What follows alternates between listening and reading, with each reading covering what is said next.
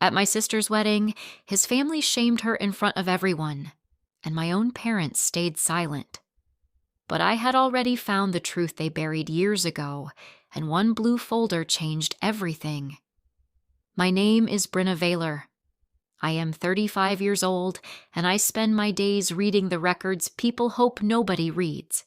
Building permits, ownership transfers, old board minutes, nonprofit filings, signatures buried on the last page. That is my work.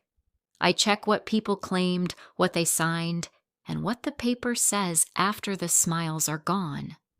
So when my sister Marenza stood in a glass chapel outside Bend, Oregon, wearing a white dress and trying not to shake, and her future mother-in-law stood up before the vows and called her a rented girl in a borrowed dress, I did not scream. When that woman threw a family conduct agreement toward my sister like it was a dirty napkin, my parents sat frozen in the second row and said nothing. I looked at my father. I looked at my mother. Both of them stared at the floor like silence was the only prayer they had left. But I already knew why they were afraid. I also knew what was hiding inside that agreement because I had found the older version 3 nights before the wedding. I walked to the altar, picked up the pages from the polished wood floor, and said one sentence in front of 120 guests. This document has a history. Calder Renshaw's smile disappeared before his mother's did. That was how I knew I was standing on the right crack. 2 weeks later, I placed a blue county folder under the old brass bell at Renshaw Academy, and the family that had spent years teaching other people's children about character finally had to answer for their own. This is not a story about shouting louder than rich people. This is a story about reading what they skipped, waiting until the room was full, and letting the truth stand where shame used to stand. Welcome back to Slow Revenge Stories, where calm women do not chase noise. They bring proof. If you have ever watched someone stay silent because fear had a hand around their throat, you will understand my family before this story is over. Stay with me to the end, because the moment at the altar was not the revenge. It was only the moment they showed me exactly where to look. My sister Marenza was 27, soft in the way people mistake for weak, and kind in a way that made strangers tell her secrets in grocery store lines. She worked as a children's speech therapy assistant, helping little kids find words their mouths were still learning how to hold. She had a gift for patience. She could sit with a child for 40 minutes over one sound and still smile like the world had not disappointed her. I loved that about her. I also feared it because patient people can survive too much before they realize survival is not the same as love. Our parents, Corvin and Selda, were not bad people. That matters. They were tired people. There is a difference, but not always a safe one. When I was 22, our family lost our small printing shop after my mother's surgery, and one missed line in a loan document turned a hard season into a permanent scar. I was old enough to understand the betrayal, and young enough to decide it would never happen again. Since then, I have read everything. Menus, leases, consent forms, service agreements, school permission slips, the little gray print at the bottom of a page. People laugh at women like me until the day they need one. Marenza used to tease me about it. "Brenna," she would say, "not every sentence is a trap." And I would say, "No, but the trap is always a sentence." She met Calder Renshaw at a literacy fundraiser in downtown Bend, in a room full of clean shoes, bright banners, and expensive people saying the word community like they had invented it. Calder was the oldest son of the Renshaw family, owners of Renshaw Academy and 3 private learning centers across Oregon. They had money, but more than money, they had reputation. Their family name appeared on school plaques, scholarship pages, hospital donor walls, and local magazine covers where everyone smiled under soft lighting. Calder was handsome in a controlled way, with a face that always seemed prepared for a photograph. He helped carry boxes of books that night, knelt to speak to children at eye level, and told Marenza that people who helped kids speak were quiet heroes. She came home glowing. I noticed because my sister did not glow easily. She usually warmed slowly, like a lamp in a small room. With Calder, she lit up fast. At first, I wanted to be happy for her. I truly did. He sent flowers to her workplace. He remembered our mother's favorite tea. He shook my father's hand with both of his and looked him in the eye. He called me the responsible sister, like it was a compliment, and maybe to him it was. The first time I met his mother, Odette Renshaw, she looked at me the way a person looks at a receipt they do not plan to keep. She was elegant, silver-haired, smooth-voiced, and sharp under every soft word. His father, Bram, was quieter, heavy-faced, the kind of man who did not interrupt because the room had already learned to arrange itself around him. The Renshaw home was not really a home. It was a mountain lodge built to look warm from far away and feel expensive up close. Cedar beams, glass walls, stone fireplaces, views of pine trees and snow lines, and silence so polished it made you lower your voice without knowing why. Marenza looked small there, though she had never looked small in our parents' kitchen or my apartment, or the therapy rooms where children ran to hug her knees. Odette called her sweetheart and dear girl and our little helper, and every phrase sounded like a ribbon tied around a warning. Calder corrected Marenza gently at dinners, not harshly, never where a stranger could call it cruel. If she said she liked a song, he would say, "You mean the acoustic version?" If she reached for bread, he would say, "Careful, love, the dress fitting is next week." If she answered a question too honestly, his hand would land on the back of her chair and her sentence would shrink before it finished. I watched my sister start asking permission with her eyes. That scared me more than any fight would have. A fight at least admits there is a problem. Control like Calder's arrives dressed as care. It opens the door for you, then tells you which rooms you are allowed to enter. Our parents noticed less, or pretended to. My father had learned to make himself quiet around people with money. My mother had learned to call fear peace.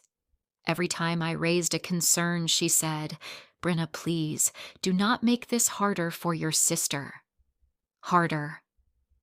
That word kept coming back, as if I was the weight, not the family pressing down on Marenza's shoulders.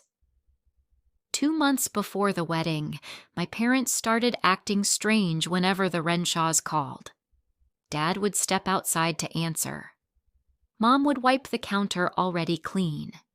They stopped complaining about bills, which should have been a relief, but relief that arrives without an explanation is just another locked door. I found the truth by accident, because most ugly things are found while looking for something ordinary. I was helping Mom sort insurance papers when a payment schedule slipped from a folder marked medical. It was not from a hospital. It was from Bram Renshaw's private office. $12,000 paid toward my mother's old surgical debt, plus another $18,000 marked as family goodwill assistance with a repayment clause that could be triggered by reputational harm connected to family conduct. I read the line 3 times. Family goodwill. That was what rich people called a rope when they wanted you to thank them for tying it. My parents had accepted money because they were drowning, and the Renshaws had handed them help with a hook hidden inside. When I confronted my father, he aged 5 years in 1 minute. He sat at the kitchen table with his hands folded like a boy outside the principal's office. "Your mother was scared," he said.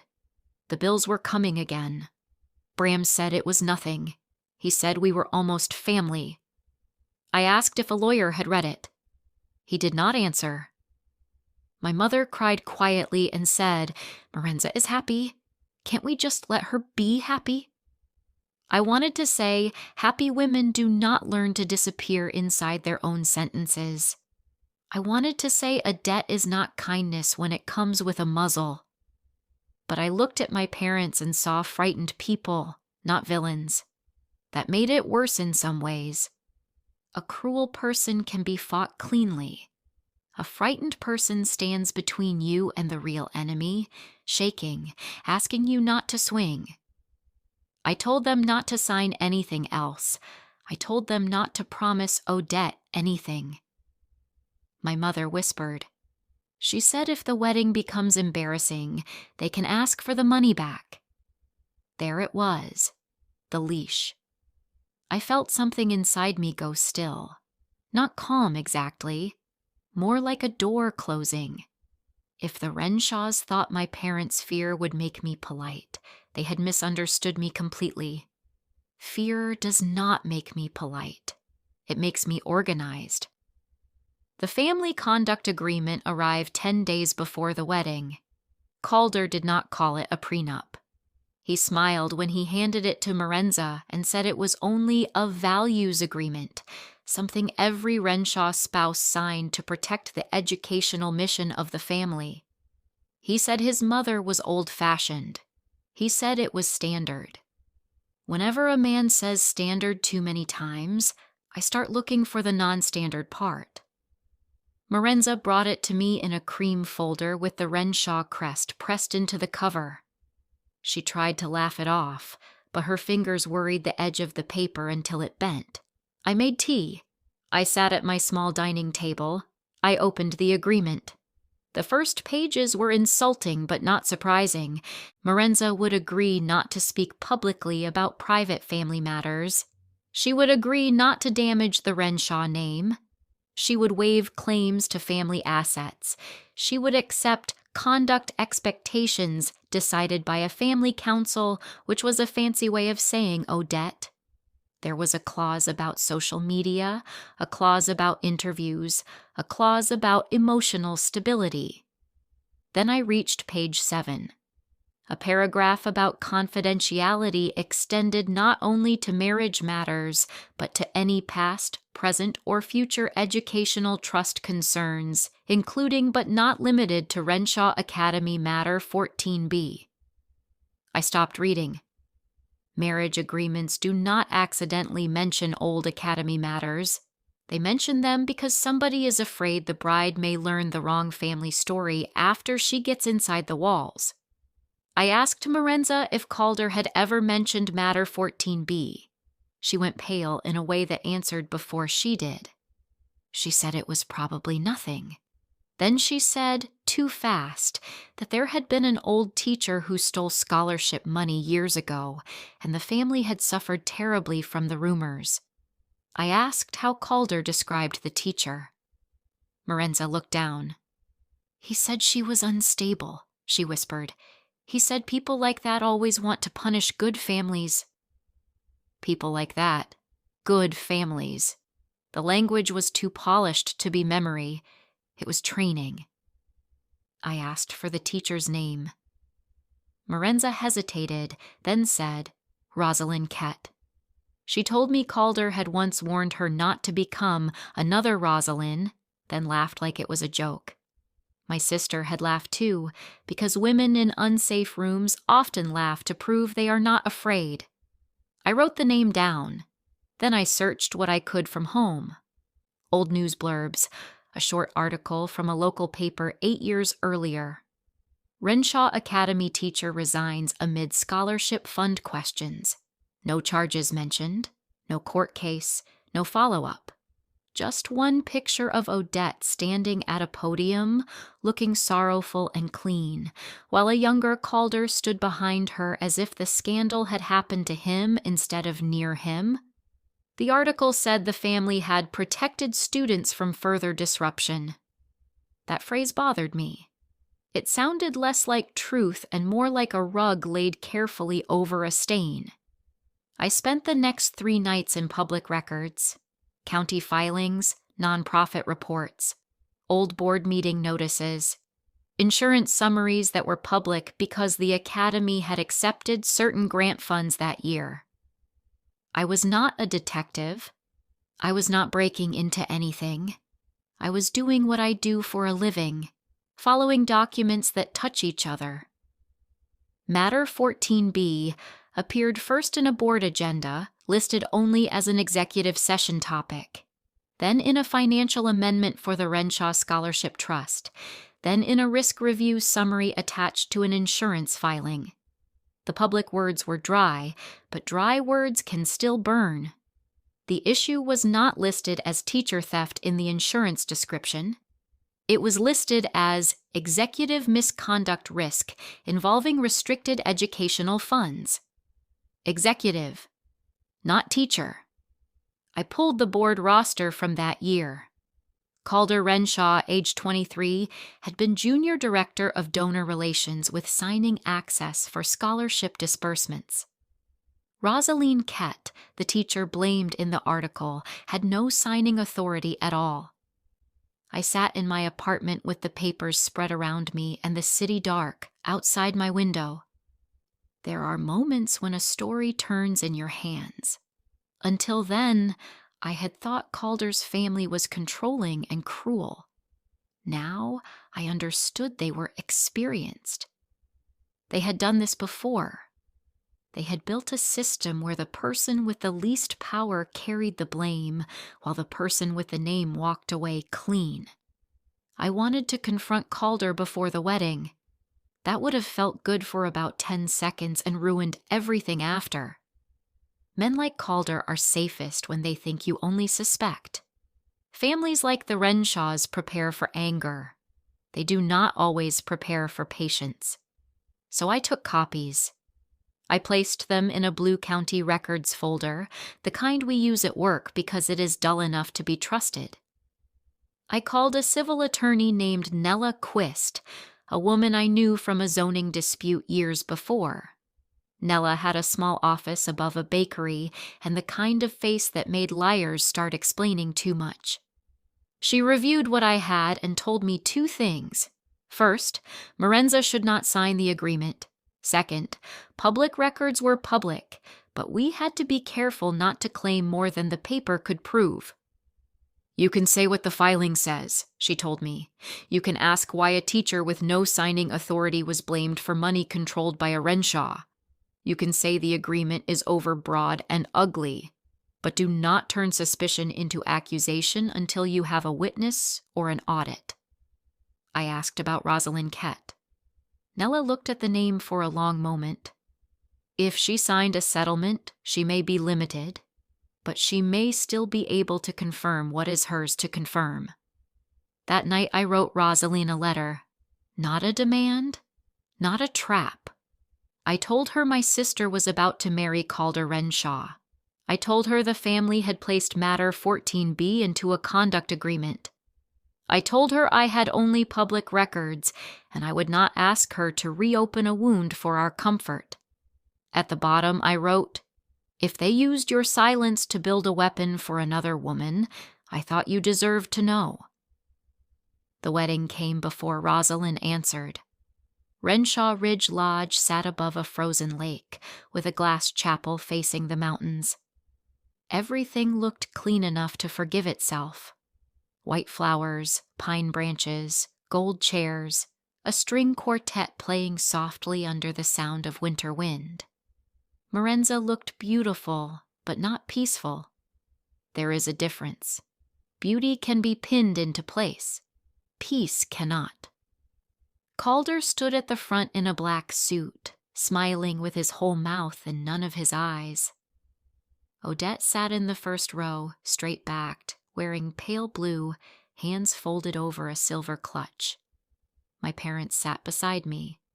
My mother's lips moved silently. My father kept rubbing his thumb over his wedding band. I leaned toward him and whispered, "Whatever happens, do not sign anything." He looked at me like I had spoken too loudly in church. The ceremony began. The officiant spoke about love, family, trust. Then, just before the vows, Odette rose. She did not rise in surprise. She rose like a woman hitting her mark on stage. She said, "Before my son gives our name to someone, our family standards must be honored." She walked forward with a fresh copy of the conduct agreement. Marenza froze. Calder looked down with an expression of practiced sadness, as if his mother's cruelty pained him but did not require him to stop it. Odette faced the guests. "We have opened our home to this young woman," she said. "We have offered kindness, but kindness should not be confused with blindness. A Renshaw marriage is not a ladder for a rented girl in a borrowed dress." The room went so silent the lake wind seemed loud.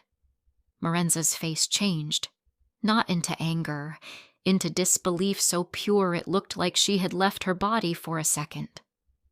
Odette held out the agreement. "Sign this, dear, and prove you are here for love." My mother looked at her lap. My father closed his eyes. That hurt more than Odette's words. I stood. My chair made a small sound against the floor, and 100 heads turned.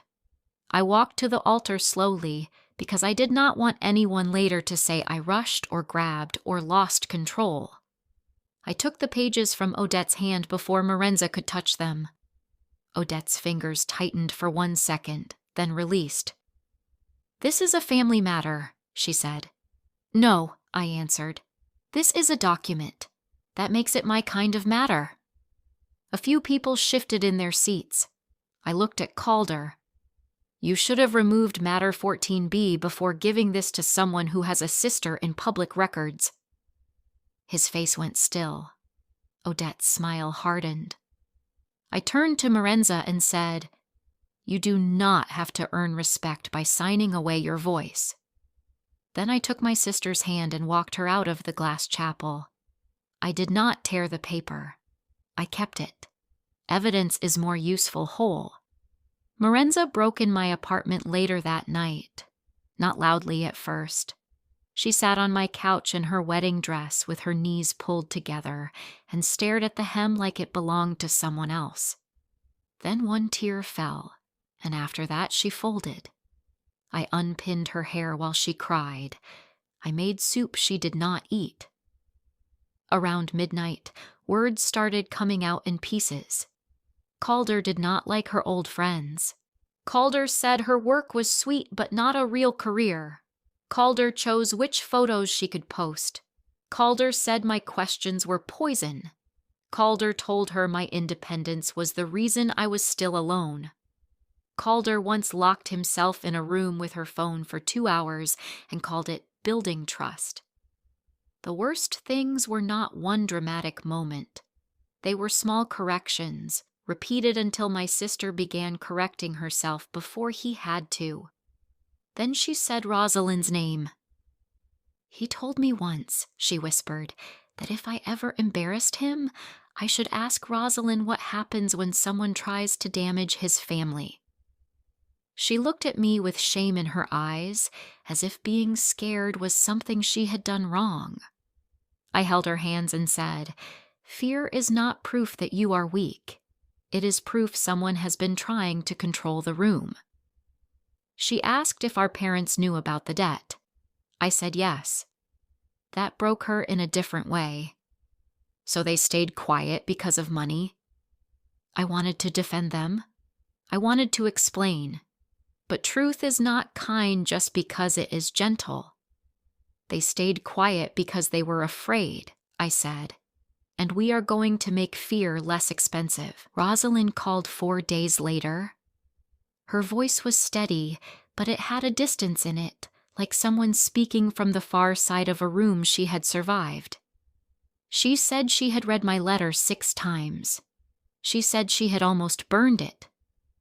Then she saw a photo online from the failed wedding, a society page post that called Marenza an emotional bride involved in a private family disagreement. That phrase, private family disagreement, had made her pick up the phone. "They used to do that with me," she said. "Turn a fact into a mood. Turn a record into a rumor. Turn a woman into a problem." We spoke carefully. I did not ask for sealed details.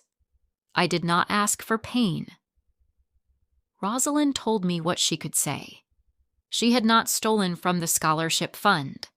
She had questioned missing disbursements after 3 students never received awards that donors had funded. She had reported it internally. Within weeks, she was accused of mishandling records and asked to resign. She signed a settlement because she was 31, exhausted, and terrified of never teaching again. But she had kept public documents, her own dated resignation letter, and one notarized statement written later for herself in case the family ever tried to use her name again. "I cannot tell the whole story in a way that violates what I signed," she said. "But I can stand in a room and say I did not steal from children. I can say I asked questions. I can say they knew that." I closed my eyes. Not because I was surprised, because a person is heavier than a document. Once Rosalind became more than a name in an old article, the blue folder stopped being evidence and became responsibility. Nella helped us draw the lines. She reviewed the conduct agreement, the public filings, Rosalind's statement, and the old insurance language. She said the agreement Calder tried to force at the altar had serious problems: no independent counsel, public pressure, broad confidentiality, mixed marriage terms with academy business, and a clause that reached backward into unrelated matters. "They wrote a cage and called it family standards," she said, tapping the page with one finger. "But your sister did not sign it, and you are not bound by it. Public records remain public. Rosalind can speak within the limits of her own agreement if she chooses. The danger is not truth. The danger is saying more than you can prove." That became our rule. We would not guess.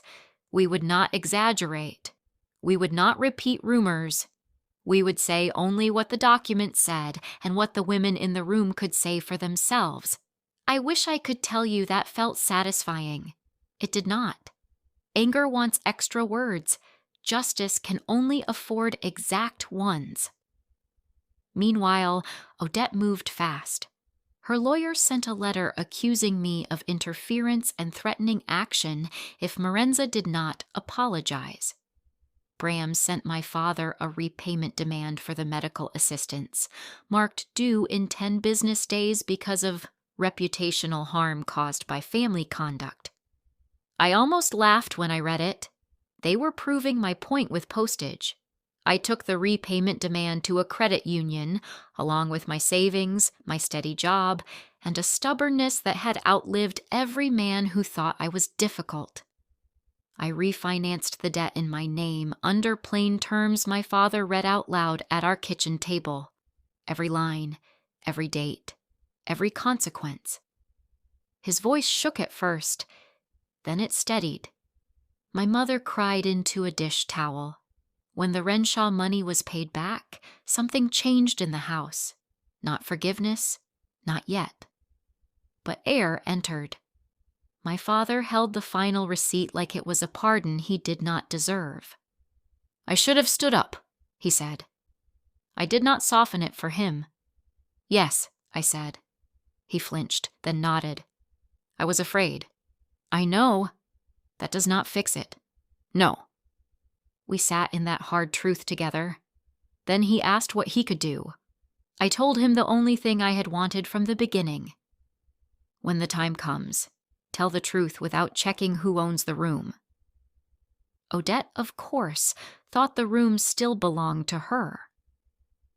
2 weeks after the wedding, Renshaw Academy announced its Founders' Dinner, an annual event with donors, board members, parents, local press, and scholarship families. This year, the invitation included a special note about protecting educational legacy during a season of harmful rumors. Then Odette's assistant called Marenza and said the family would welcome her attendance if she wished to restore dignity. Odette wanted an apology under the brass school bell. She had built the stage herself. Renshaw Academy was older than the lodge, built of brick and white trim at the edge of Bend, with a courtyard full of bare trees and a brass bell hanging above the Founders Hall. Children had walked under that bell for decades, while the Renshaw family sold parents the idea of safety. We arrived together, Marenza in a simple navy dress, me with the blue folder, Nella sitting near the back, Rosalind beside my sister with her hands folded around a small leather purse. My parents came too. I had not asked them to. My father wore his old gray suit. My mother looked scared but present, and sometimes present is the first honest step after silence. The hall was warm with lights and donors. Photographs of scholarship students lined the walls. That detail hurt Rosalind. I saw it in her face. Odette stood near the front greeting guests as if she had never thrown a document at a bride. Calder hovered by the board table, handsome and pale. Bram spoke quietly to two men in suits. When Odette saw us, her smile sharpened. She thought she had won before the evening began. That is the danger of living too long inside your own reputation. You begin to mistake applause for architecture. After dinner, Odette stepped under the brass bell and took the microphone. She spoke beautifully. I will give her that. She spoke about legacy, trust, children, and the burden of leadership. She spoke about how good families are often attacked by people who misunderstand sacrifice. Then she looked at Marenza and said, "We are prepared to be gracious tonight. We believe in giving young people the chance to correct painful mistakes." She extended one hand toward my sister. "Marenza, dear, if you would like to say a few words, this family is ready to listen." The room turned. Marenza stood slowly. I could see her fear, but I could also see that it no longer owned her. She walked to the microphone. Odette leaned close and whispered something I could not hear. Marenza did not react. She faced the room. "At my wedding," she said, her voice quiet but clear, "Odette Renshaw called me a rented girl in a borrowed dress and tried to make me sign an agreement before my vows. I am not here to apologize for refusing." A murmur moved through the hall. Odette reached for the microphone, but Marenza held it with both hands. "I am here because Calder once told me no one would believe me over his family. Tonight, I am done helping him be right." That was my cue. I stepped beside her and placed the blue folder on the table beneath the bell. I did not rush. I opened it carefully. Calm matters in rooms where powerful people expect emotion to discredit you. "My name is Brenna Vaylor," I said. "I work with public records for a living. I am not here to share rumors. I am here to show documents anyone in this room can request for themselves." Odette laughed once, thin and bright. "This is absurd." I looked at her. "Then it should be easy to answer." I held up the conduct agreement. "This is the agreement Calder Renshaw asked my sister to sign. It does not only discuss marriage, it includes confidentiality language about Renshaw Academy Matter 14B. Several board members looked at one another. I placed the next page down. "This is a public board agenda from the year Matter 14B was discussed. This is the scholarship trust amendment from the same period. This is the insurance risk summary. It describes the issue as executive misconduct risk involving restricted educational funds." The room changed at that phrase, not dramatically. Rooms full of donors do not gasp like movie crowds. They still themselves. They listen harder. I placed down the board roster. At that time, Calder Renshaw had signing access to scholarship disbursements. The teacher publicly blamed in local coverage did not. Calder stood. That is not what happened. His voice cracked slightly on not. It was the first honest sound I had ever heard from him. I turned one page. I am not here to decide guilt. I am saying the public record does not match the story this family allowed the public to believe. And I am asking why a marriage conduct agreement for my sister tried to silence questions about an old academy matter involving scholarship funds. Odette stepped forward. You jealous little clerk, she hissed, forgetting the microphone still carried sound. You have no idea what families like ours have to do to protect what matters. There are sentences villains say because they think they are defending themselves, when really they are opening the door. I let her words sit. Then Rosalind Kett stood. She walked to the front slowly. For 1 second, she looked up at the brass bell, and I wondered how many mornings she had heard it before the Renshaws taught the town to say her name with suspicion. She took the microphone from Marenza, who handed it to her like passing a flame. My name is Rosaline Kett, she said. 8 years ago, I was the teacher people were told had stolen from the Renshaw Scholarship Trust. I cannot discuss every private term of the settlement I signed, but I can say this. I did not steal from those children. I questioned missing scholarship funds. I reported concerns. I was pushed out, and the people who let my name burn knew I had no signing authority over that money. The hall went silent in a way I had never heard before. Not empty silence. Full silence, the kind that arrives when people understand the story they bought may have been sold to them. Calder moved toward the side door. Bram caught his arm, not to comfort him, but to stop the image of flight. Odette lost the smoothness first. Her face twisted, and for a moment I saw something old under the elegance, fear, rage, and the panic of a person whose power had always depended on everyone else staying smaller. She was nothing, Odette snapped, pointing at Rosaline. A staff member with ideas above her place, she would have ruined the school. A woman near the donor table covered her mouth. A board member stood and walked toward the chair of the academy trustees. The local education reporter, who had been invited to write about scholarships and legacy, was now writing so fast her pen scratched across the page. Odette looked around and seemed to realize the room had not followed her. That was when she became louder. This family built this academy. We protected hundreds of children. We protected the name that made all of this possible. Marenza, still beside me, said softly, You protected Calder. She did not need to say more. The sentence landed because every paper on the table was already pointing in the same direction. Not to a full courtroom verdict, not to a neat movie confession, to something more dangerous for a family like the Renshaws, a pattern people could verify. My father stood from the back row. He did not do it smoothly.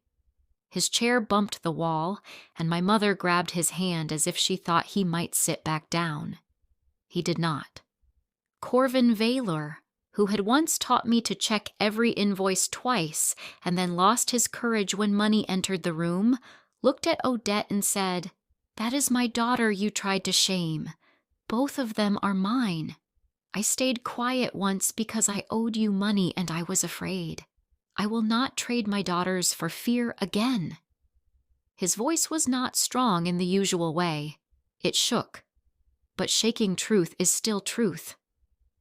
My mother stood beside him, crying openly now, and said, We should have protected her at the altar. Marenza's face folded for half a second, not into weakness, but into grief finally allowed to move. I reached for her hand, then stopped. She did not need me to hold her up. She was standing. Across the room, Odette stared at my parents like servants who had forgotten their place. That was her final mistake. Everyone saw it. People can excuse complicated finances. They can delay judgment on old records. But contempt, when it steps into the light, explains itself. The board chair ended the dinner early. He used careful words: review, concern, process, independent audit. Careful words are what institutions use when panic is wearing a tie. Guests left in clusters, whispering near the scholarship photos. Calder disappeared through a side hallway with Bram behind him. Odette stayed under the bell too long, alone in the space where she had planned to receive an apology. I gathered the papers back into the blue folder. Nella touched my elbow and said, "You stayed inside the lines." I almost laughed. Staying inside the lines had never felt so close to setting a fire. Rosalind stood by the door, breathing like someone who had walked through weather and found herself still there. Marenza hugged her first. "I'm sorry they used your name to scare me," my sister said. Rosalind closed her eyes. "I'm sorry it worked for a while." Then she looked at the hall, at the bell, at the donors leaving with their coats pulled tight. But not forever. Outside, the night air was cold and clean. The mountains were dark shapes against the sky. My sister walked beside me without looking back. At the chapel 2 weeks earlier, I had led her out. This time, she walked out herself. The consequences did not happen all at once. Real consequences usually arrive by email, board vote, resignation letter, and audit notice. Within a week, Renshaw Academy announced an independent review of the scholarship trust. Calder was placed on leave from all donor relations roles. 2 families who had donated restricted scholarship funds asked for accounting records. The education reporter wrote a careful article using only public documents and direct statements from the founders' dinner. Rosalind's name appeared in print again, but this time beside the words, "Former teacher disputes long-standing account."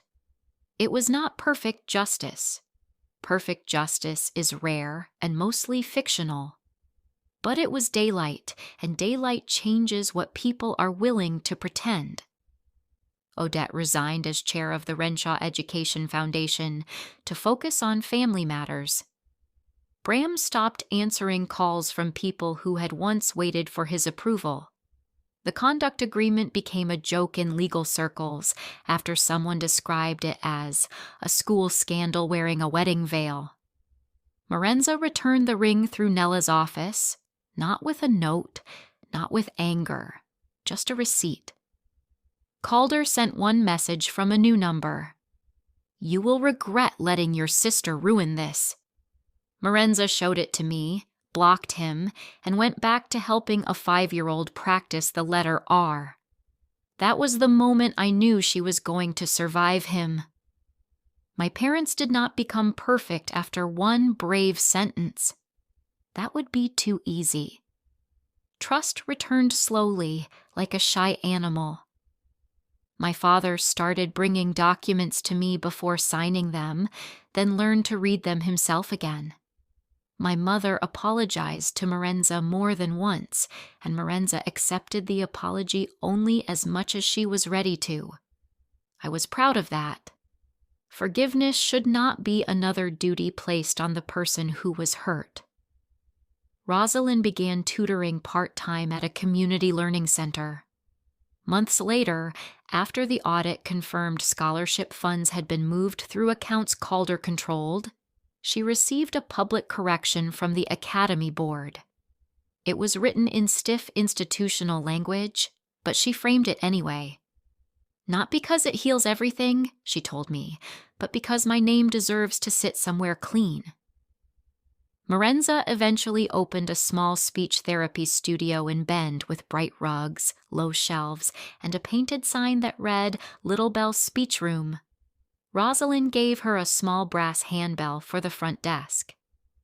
For children who find their voice, the note said. The first time I saw it, I had to turn away for a moment.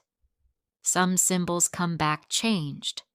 A bell that once hung above silence could still ring for freedom in the right hands. As for me, I kept the blue folder for a while. Not because I wanted to live inside the fight, but because I needed to remember what it had taught me. I had spent so many years being the reader, the checker, the sister with the emergency plan that I almost missed the other lesson. You can protect someone without carrying their whole life. At the altar, I took Marenza's hand because she was too shocked to move. At the founder's dinner, she let go of mine and spoke first. That mattered more than anything I found in the records. The truth did not save her because I owned it. It saved her because she chose to stand beside it. One Saturday, almost a year later, I visited her studio after closing. The sun was setting behind the cascades, and the little brass bell sat on her desk, catching the orange light. Marenza handed me a paper cup of bad coffee and smiled. I used to think being chosen by a powerful family meant I was safe, she said. I looked around the room she had built herself, at the tiny chairs, the picture cards, the children's drawings taped to the wall. No, I said. You became safe when you chose yourself. She rang the little bell once, softly, just to hear it. The sound was clear and small and completely hers.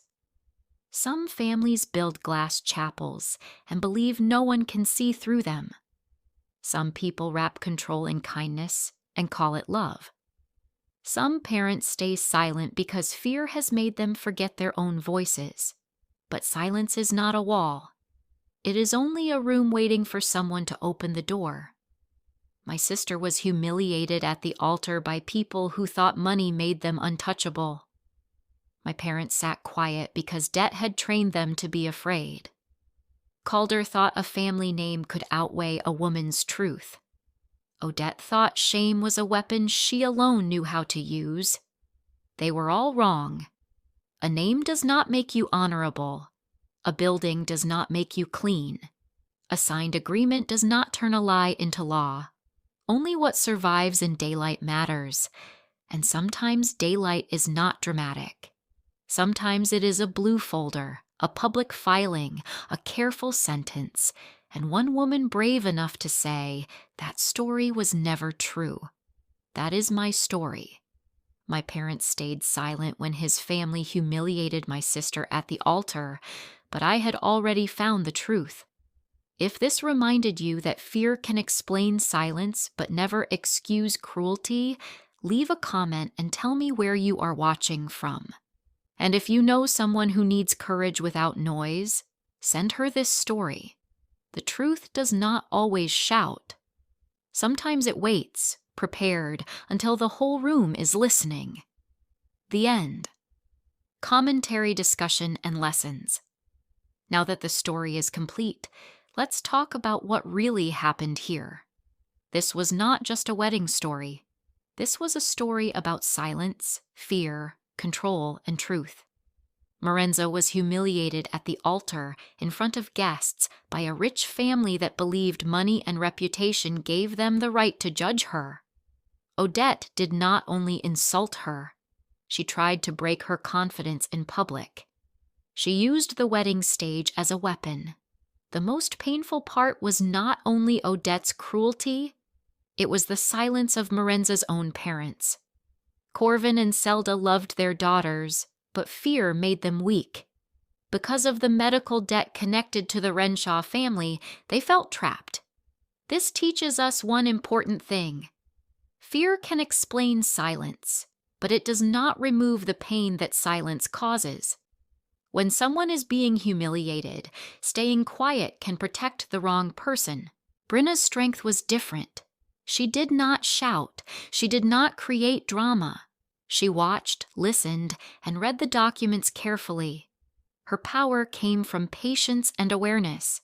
The Renshaws used papers to control people, but Brenna used papers to uncover the truth. That is one of the strongest lessons of this story. Sometimes the truth is not hidden in big secrets.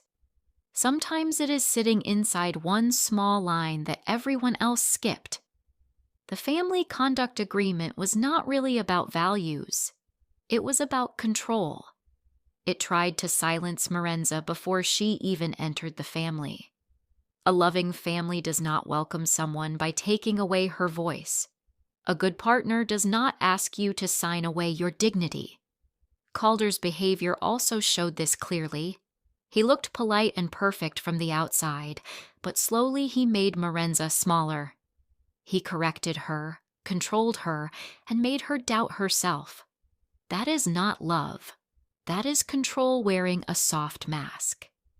Rosalind's role makes the story deeper. She was the woman they blamed years before.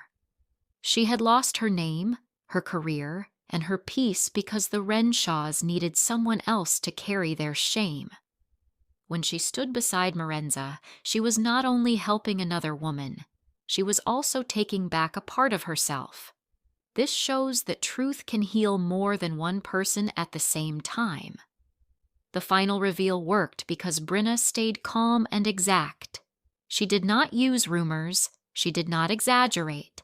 She brought records, dates, documents, and a witness. That is why Odette lost control. When truth is clear, lies often become loud. Brenna's calmness made Odette's anger look even worse. This is a very powerful life lesson. You do not always need to fight loudly. Sometimes you only need to stand steady with proof. Marenza's journey is also important. At first, she thought being chosen by a powerful family meant she was safe. But by the end, she understood that safety does not come from a rich name. It comes from self-respect. She became free when she stopped trying to be accepted by people who only wanted to control her. So the biggest lessons from this story are simple but strong. Do not ignore small signs of control. Do not let someone's money or status make you feel less valuable. Do not sign away your voice just to be accepted. And if someone is being shamed in front of you, remember that silence is not always peace. Sometimes silence helps the person doing the harm. In the end, Brenna did not destroy the Renshaws with anger. She exposed them with truth. Marenza did not need their name to become worthy. She was already worthy. And the family that built its power on silence finally learned one thing. Truth does not need to shout. It only needs the right moment, the right proof, and one brave person willing to speak.